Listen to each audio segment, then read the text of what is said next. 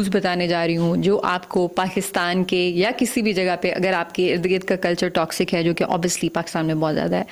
Although things are changing now, लेकिन फिर भी बहुत सारे टॉक्सिक लोग, बहुत सारा टॉक्सिक कल्चर अभी है, और इसके साथ हमें कैसे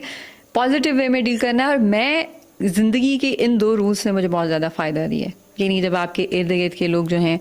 वो बहुत नेगेटिव हैं, नेगेटिव वाइब्स दे रहे हैं, रेडिएट कर रहे हैं, नेगेटिव बातें कर रहे हैं, नेगेटिव बातें फैलाते हैं, और आपके पेरेंट्स, जो कि पेरेंट्स ज़्यादा इन्फ्लुएंस में आते हैं, वैसे हम लोग इतना नहीं आते। और इनफैक्ट जो हमारी यंग जनरेशन है उनके चैलेंजेस और तरह के हैं। उनका सबसे बड़ा चैलेंज ऑब्वियसली टेक्नोलॉजी है कि उसके साथ उसको कैसे